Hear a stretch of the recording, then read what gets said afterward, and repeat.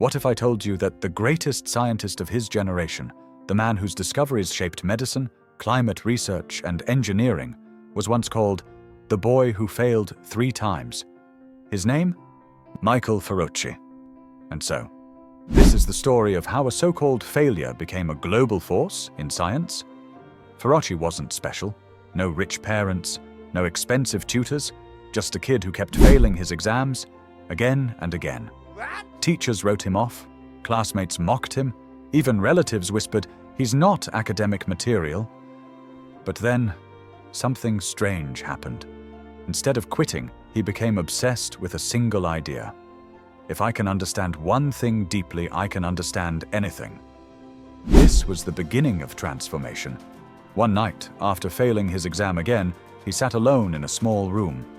No electricity, a candle, a borrowed textbook. Forochi made a decision that turned his life upside down. I will study my way, not their way. He stopped memorizing.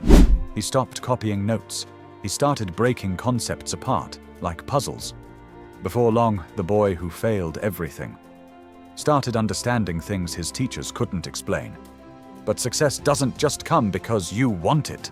The universe will test your resolve. He got rejected from scholarship programs. Research labs locked their doors. A professor literally laughed at him and said, "Science is not for people like you." Most people would break, but he didn't.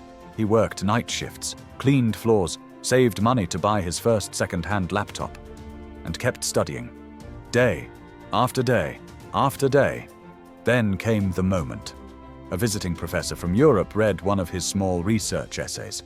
Not perfect, not polished, but brilliant. He invited him to collaborate. In a year, his research was cited. In 2 years, he was presenting internationally.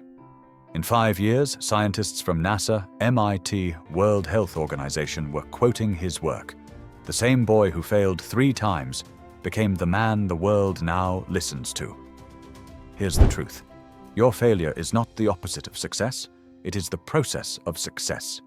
If you are failing, if you are losing, if life is beating you down, good. It means you're being prepared for something bigger.